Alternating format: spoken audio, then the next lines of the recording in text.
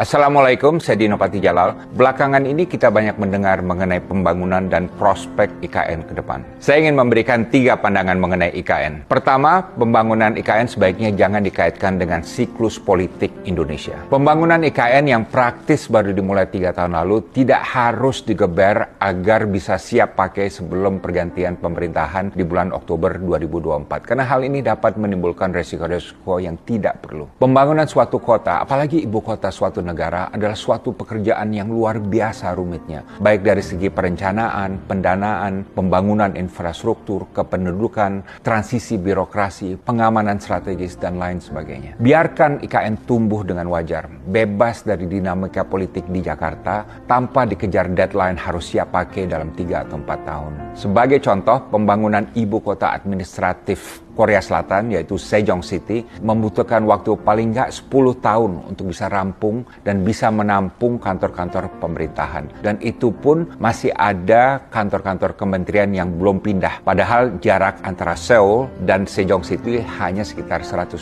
km, sekitar sama jaraknya antara Jakarta-Bandung. Kita juga perlu ingat bahwa Presiden Indonesia berikutnya mempunyai mandat politik sendiri dari rakyat Indonesia melalui proses pemilu yang syah. Jika Presiden berikutnya merasa bahwa ekosistem IKN masih terlalu minim sehingga bisa mengganggu kinerja roda-roda pemerintahan, apalagi kalau DPR juga belum ada niat untuk pindah ke IKN, dan jika Presiden berikutnya merasa bahwa IKN masih belum ada penduduknya sehingga pemerintah Indonesia bisa secara psikologis merasa terasingkan dari denyut nadi dan detak jantung rakyat Indonesia, biarlah Presiden berikutnya sendiri yang menentukan kapan dan bagaimana dia akan memindahkan pemerintahnya dari Jakarta ke IKN. Sesuai pertimbangannya sendiri dan sesuai situasi dan kondisi yang berlaku. Tidak perlu diburu-buru karena Jakarta juga tidak akan tenggelam dalam 20-30 tahun ke depan. Saya juga berpendapat pemerintah dan DPR sebaiknya pindah ke IKN dalam waktu yang bersamaan.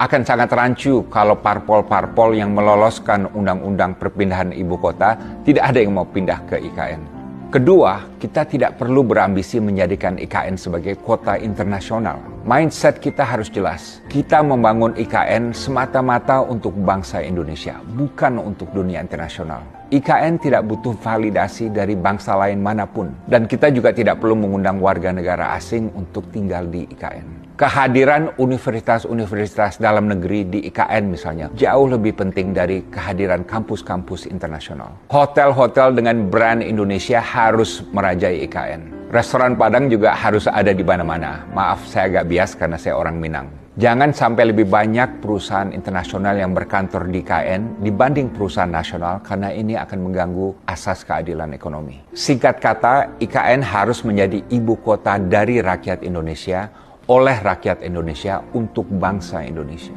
Jika IKN kelak jadi mapan dan tumbuh pesat, dunia internasional akan datang dengan sendirinya. Prioritas kita yang paling utama untuk IKN adalah menjadikannya sebagai suatu pusat pemerintahan di dalam suatu kota yang mempunyai penduduknya sendiri, di luar ASN, militer, dan polisi, sehingga IKN menjadi ibu kota yang benar-benar hidup dan tidak kosong penghuni. Kalau tidak ada penduduknya, IKN tidak akan punya nyawa sebagai ibu kota negara.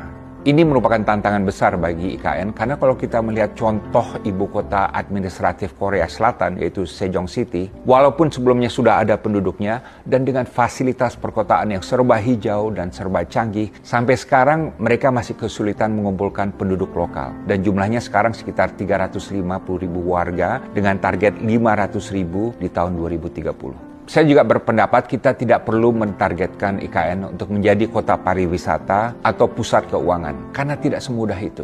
Jakarta saja yang umurnya sudah ratusan tahun, sampai sekarang tidak bisa dikategorikan sebagai tujuan untuk pariwisata internasional. Itu lebih predikat untuk Bali dan Yogyakarta. Canberra, Brasilia, Sejong City, Putrajaya, mereka juga bukan kota pariwisata atau pusat keuangan. Mereka semua murni kota pusat pemerintahan. Ketiga, bangunlah IKN dengan kemampuan dan sumber daya kita sendiri. Saya setuju dengan pernyataan Presiden terpilih Prabowo Subianto di Qatar baru-baru ini yang menyatakan bahwa kita harus membangun IKN dengan kemampuan sendiri. I believe, capital city is a political project and the main drivers must be the domestic resources. Mengapa?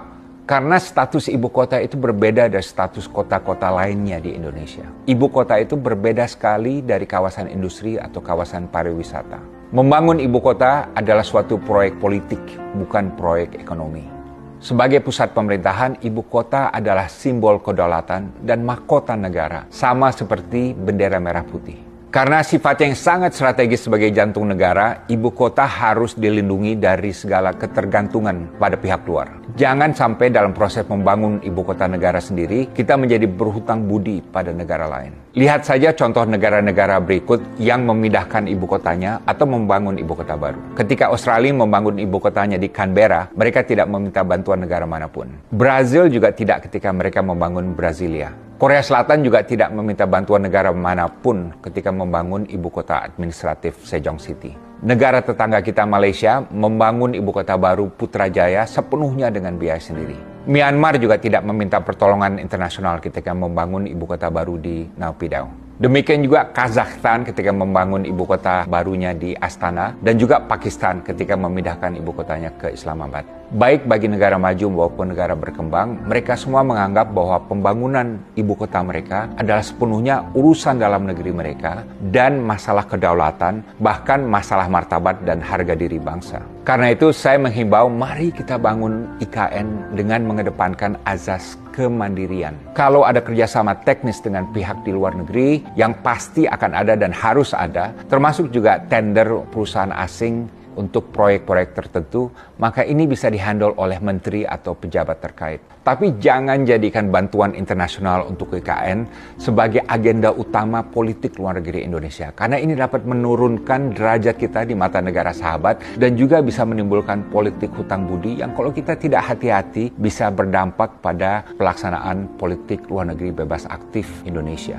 Bahwasanya investor asing belum ada atau belum banyak yang masuk ke IKN mungkin suatu blessing in disguise. Biarkan sejarah dan generasi Indonesia ke depan dengan bangga mencatat bahwa kita membangun ibu kota negara sendiri dengan imajinasi, sumber daya, pendanaan, dan keringat bangsa kita sendiri. Kalau penerapan azas kemandirian berarti pembangunan IKN akan lebih lamban, tidak apa-apa. Kan tidak ada keperluan khusus di mana pembangunan IKN harus buru-buru selesai. Yang penting, pembangunan IKN harus terus berjalan secara konsisten, rapih, tuntas, dan dengan governance dan integritas yang tinggi. Demikian 3 usulan saya mengenai IKN. 1. Jangan dikaitkan dengan siklus politik Indonesia. 2. Jadikan IKN sebagai kota dari, oleh, dan untuk rakyat Indonesia dan tidak perlu kita menjadikannya sebagai kota internasional. Dan 3. Terapkan azas kemandirian. Jangan sampai pembangunan IKN menimbulkan hutang budi terhadap negara lain. Demikian pandangan saya. Kalau setuju, alhamdulillah. Kalau tidak setuju, terima kasih sudah mendengar. Saya Dino Patijalal, salam diplomasi.